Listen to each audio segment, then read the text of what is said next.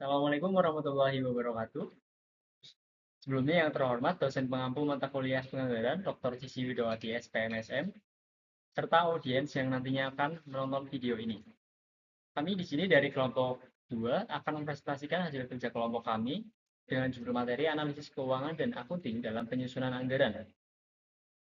Sebelum itu, izinkan saya untuk memperkenalkan anggota kelompok kami terlebih dahulu. Yang pertama, di sini ada M. Febri Aymar, Ayu Uswatu Nasila, Rama Indra Prasetya, lalu ada Muhammad David Ihsan, ada Bima Najam Wahyu Fahri, dan Muhammad Sultan Primadani, serta saya Dimas Seto atau saya sendiri. Lalu untuk materi pertama akan saya bacakan sebagai materi yang pertama. Di sini ada pendahuluan. Analisis keuangan dan akuntansi dalam penyusunan anggaran sangat penting untuk menciptakan rencana keuangan yang efektif.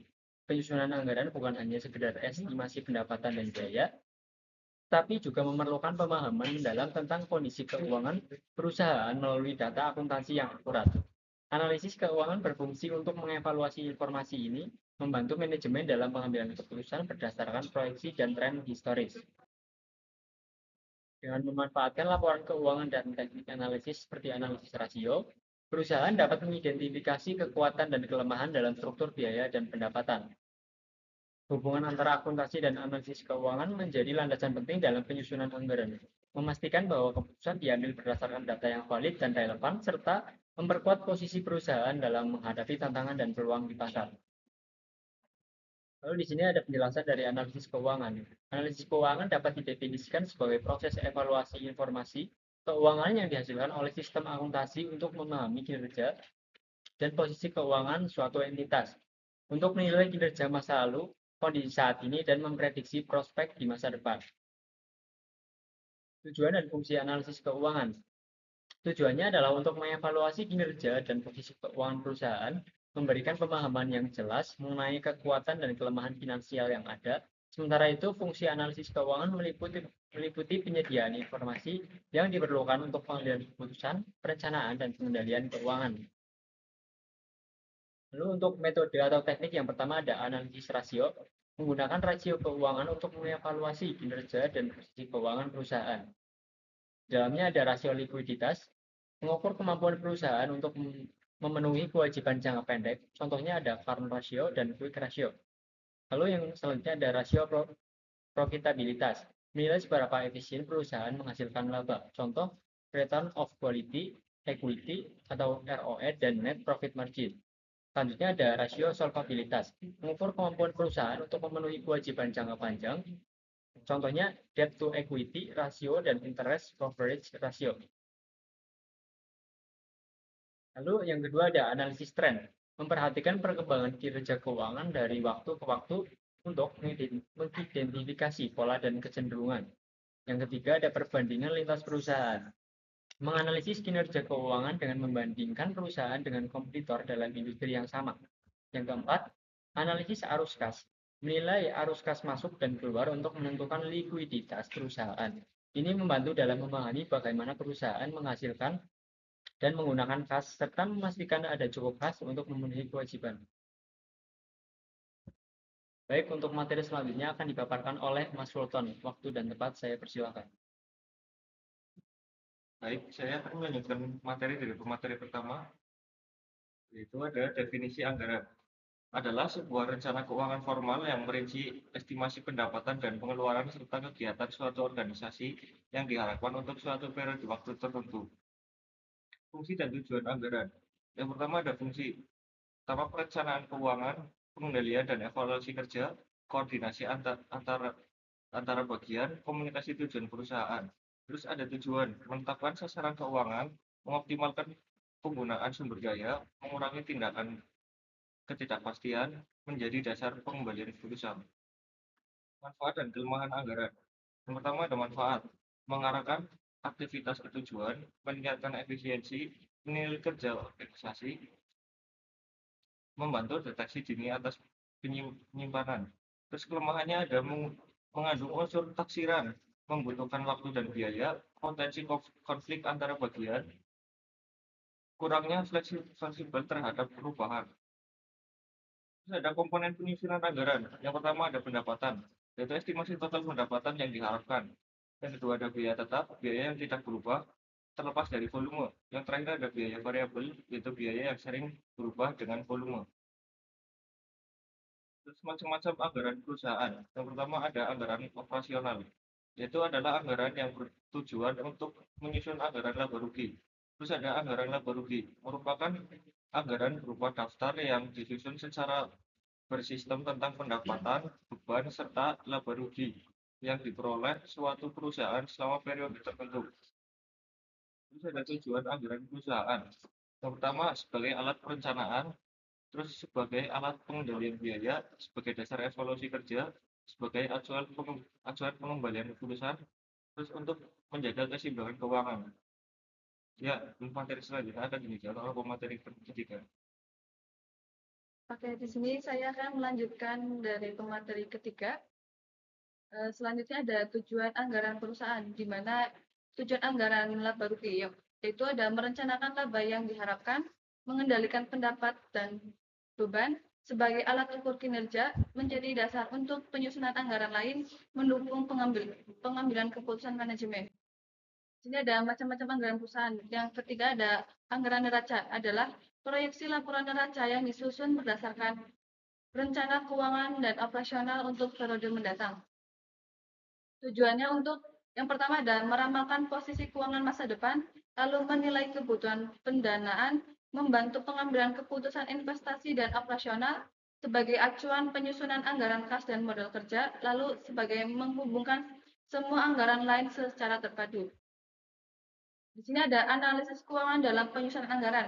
Analisis keuangan dalam penyusunan anggaran adalah proses menelaah dan mengevaluasi data keuangan historis dan proyeksi untuk mengidentifikasi tren, pola, kekuatan, dan kelemahan keuangan suatu organisasi untuk mendapatkan wawasan yang mendalam dan merumuskan strategi yang realistis untuk anggaran di masa mendatang. Selanjutnya ada konsep dasar anggaran dan perannya dalam perencanaan bisnis. Yang pertama ada alat perencanaan.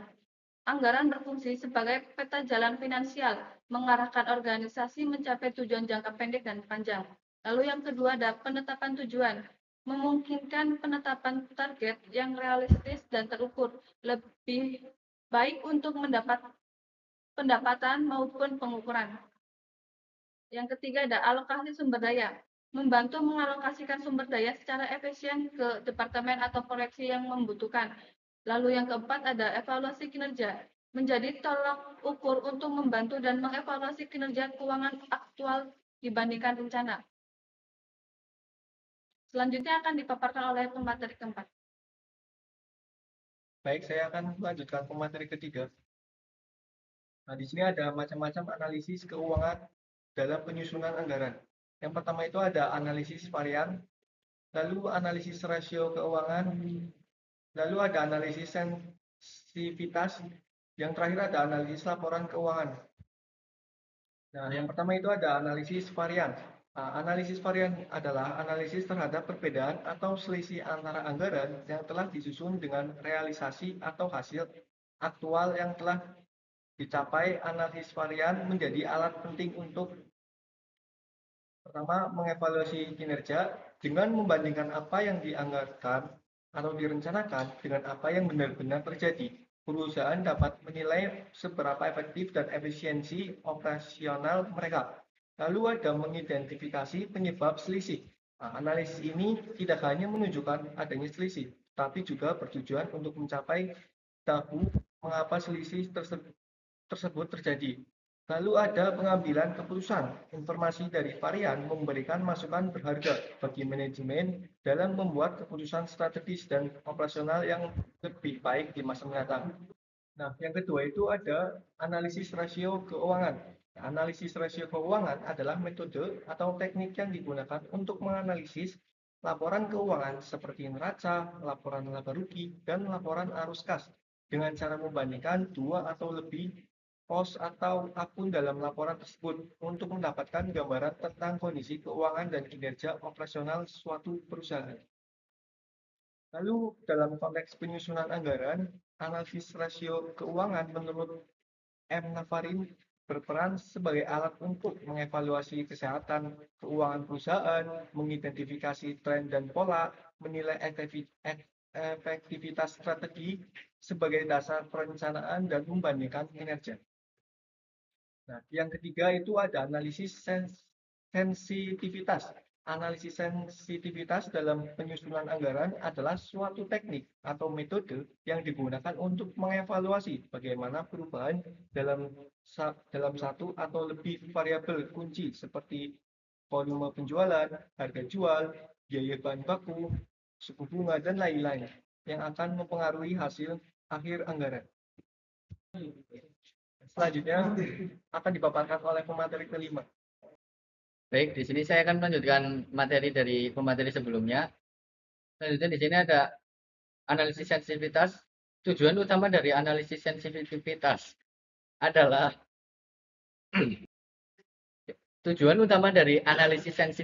adalah yang pertama mengidentifikasi variabel kritis. Yang kedua, meningkatkan fleksibilitas anggaran. Yang ketiga, mengukur risiko. Yang terakhir ada memberikan informasi kepada manajemen untuk membuat keputusan yang lebih baik. Yang keempat ada analisis laporan keuangan. Analisis laporan keuangan adalah suatu proses sistematis dalam mengidentifikasi, mengevaluasi, dan menginterpretasikan data serta informasi yang disajikan dalam laporan keuangan seperti neraca, laporan laba rugi, dan laporan arus kas untuk memahami kondisi keuangan, kinerja, dan prospek kerja masa depan suatu perusahaan. Tujuan utama dari analisis laporan keuangan adalah untuk mendapatkan wawasan yang lebih dalam dibandingkan hanya membaca angka-angka mentah yang ada di laporan. Di sini ada peran analisis keuangan dalam penyusunan anggaran. Yang pertama ada untuk memahami kinerja historis dan mengidentifikasi tren. Yang kedua ada untuk peramalan forecasting yang akurat. Yang ketiga ada mengidentifikasi kekuatan, kelemahan, peluang, dan ancaman atau SWOT. Selanjutnya ada penetapan tujuan dan target realistis. Ada pengambilan keputusan alokasi sumber daya, dan yang terakhir ada sebagai analisis resiko keuangan. Konsep dan definisi akunting. Akunting adalah suatu sistem informasi yang mengidentifikasi, mengukur, mencatat, dan mengkomunikasikan kegiatan ekonomi kepada pemangku kepentingan. Tujuan utamanya adalah untuk menyediakan data akurat dan relevan untuk pengambilan keputusan oleh pihak internal maupun eksternal. Di sini ada siklus akunting, tahapannya dibagi menjadi 6. Di antaranya analisis transaksi, yaitu identifikasi efeknya pada persamaan akunting. Selanjutnya ada pencatatan jurnal umum. Yang ketiga ada posting ke buku besar. Selanjutnya pembuatan neraca saldo. Yang kelima penyesuaian ayat jurnal. Dan yang terakhir ada penyusunan laporan keuangan lengkap seperti neraca, laba rugi, dan arus kas. Akunting dalam penyusunan anggaran. Akunting dalam penyusunan anggaran adalah sistem pencatatan, pengklasifikasikan, pengikhtisaran, dan pelaporan transaksi keuangan organisasi secara sistematis dan terukur. Selain itu juga akunting bagi suatu perusahaan merupakan bahasa dan alat informasi organisasi agar orang mengerti dan mengetahui keadaan organisasi. Peran akunting dalam penyusunan anggaran. Ada penyediaan informasi keuangan yang akurat dan relevan, sebagai perencanaan dan proyeksi keuangan.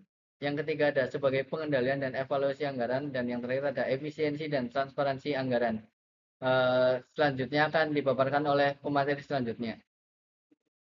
Di sini saya akan melanjutkan dari pemateri kelima. Ada hubungan akunting dan anggaran. Akuntansi dan anggaran saling berkaitan erat. Data akuntansi yang dihasilkan dari siklus akuntansi, pencatatan, klasifikasi, ringkasan, dan pelaporan digunakan sebagai dasar dalam penyusunan anggaran. Sebagai contoh, laporan laba rugi dan neraca selama 3 tahun terakhir akan digunakan untuk meramalkan penjualan, biaya produksi, dan laba di masa depan. Dengan informasi ini, perusahaan bisa membuat proyeksi anggaran lebih realistis. Ini ada jenis laporan keuangan utama dalam penyusunan anggaran. Yang pertama, neraca. Secara umum, neraca adalah laporan keuangan yang menyajikan posisi keuangan suatu organisasi pada suatu waktu tertentu. Dalam konteks mengenai anggaran neraca memiliki peran di antaranya. Yang pertama, penyusunan anggaran kas. Posisi kas awal di neraca sangat penting untuk menyusun anggaran kas. Yang kedua, perencanaan investasi atau anggaran modal.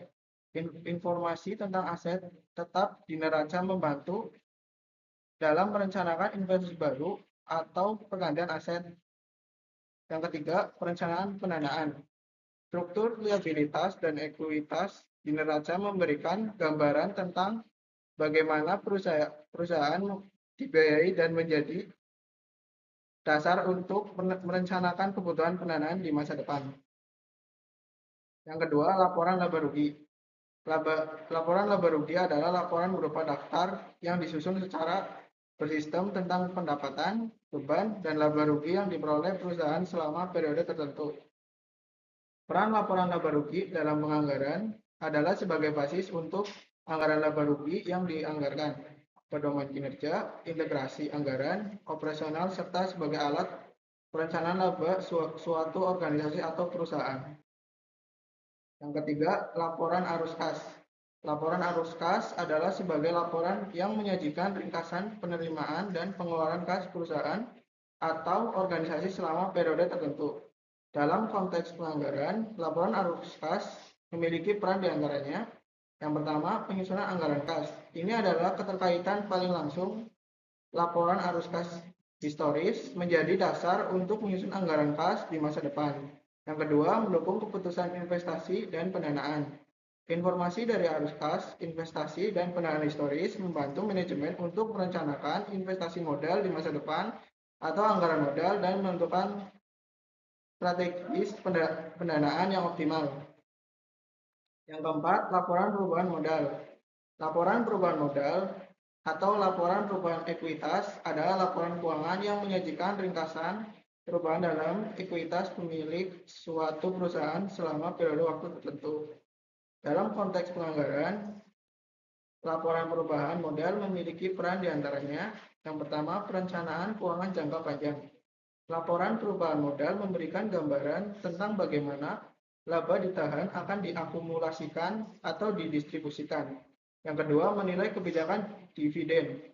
Anggaran juga melibatkan keputusan tentang beberapa banyak laba yang akan dibagikan sebagai dividen. Berikutnya ada langkah penyusunan anggaran berdasarkan data accounting. Yang pertama, menyusun estimasi penjualan. Yang kedua, menentukan biaya variabel dan tetap. Yang ketiga, menyusun anggaran produksi. Yang keempat, menyusun anggaran biaya atau bahan baku, tenaga kerja, overhead. Yang terakhir, menyusun anggaran kas dan laba rugi.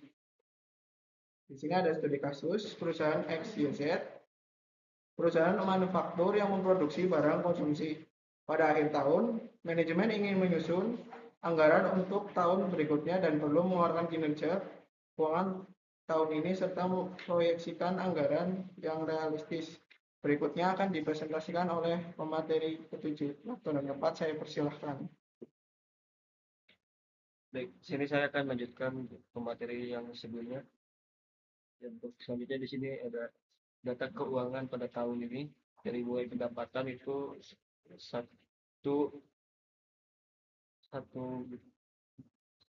dari mulai pendapatan itu 1 M, terus variabel biaya itu 600 juta dan biaya tetap itu 200 juta, terus yang lain laba bersih itu 200 juta.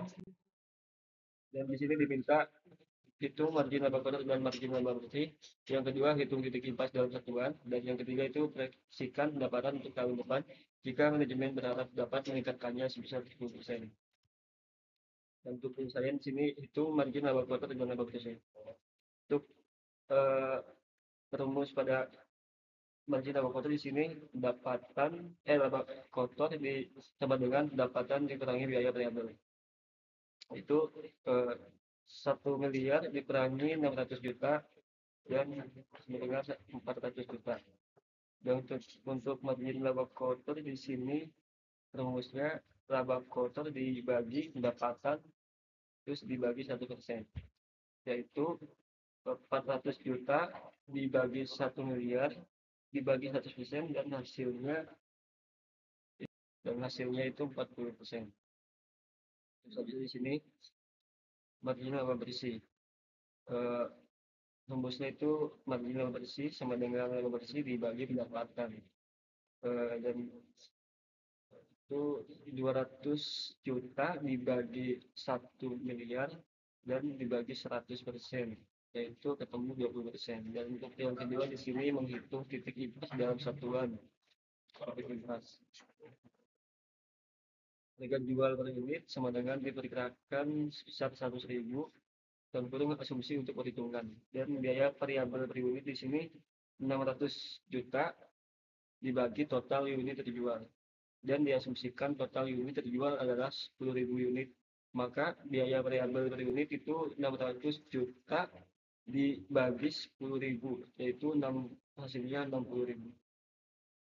Untuk menghitung titik imbas di sini rumusnya biaya tetap dibagi harga jual per unit dikurangi biaya variabel per unit, dan sama dengan 200 juta dibagi 100.000 dikurangi 60.000, yaitu 5.000 per unit, yaitu 5.000 satuan. Untuk yang ketiga di sini proyeksikan pendapatan untuk tahun depan. Itu proyeksi pendapatan sama dengan pendapatan tahun depan. Sama dengan 1 miliar dibagi 1 plus 0,10 dan hasilnya 1 miliar 100 juta. Dan kesimpulan di sini yang utama margin laba kotor itu sebesar 40%, margin laba bersih itu 20%, dan titik impas itu 5.000 unit, dan proyeksi pendapatan tahun depan itu sebesar 1 miliar 100 juta rupiah. Dengan analisis ini, manajemen dapat mengambil keputusan yang lebih baik dalam merencanakan anggaran untuk tahun depan, termasuk pada peningkatan penjualan dan pengendalian biaya. Baik, mungkin cukup sekian pemaparan materi dari saya. Selanjutnya saya kembalikan kepada moderator. Baik, terima kasih saya sampaikan kepada para pemateri yang telah menyampaikan materinya. Lalu sebelum ditutup, saya izinkan saya untuk membacakan kesimpulannya terlebih dahulu. Baik, di sini kesimpulannya analisis keuangan dari akunting adalah dua pilar utama dalam penyusunan anggaran. Analisis keuangan membantu kita memahami kondisi finansial masa lalu dan memproyeksikan kebutuhan serta sumber daya di masa depan. Sementara itu, akunting menyediakan data yang akurat dan terstruktur sebagai bahan baku analisis sekaligus menjadi alat untuk melacak dan mengontrol kinerja anggaran setelah ditetapkan. Baik, itu saja yang dapat kelompok kami sampaikan. Kurang dan lebihnya mohon maaf. Bila taufiq wal hidayah. Wassalamualaikum warahmatullahi wabarakatuh.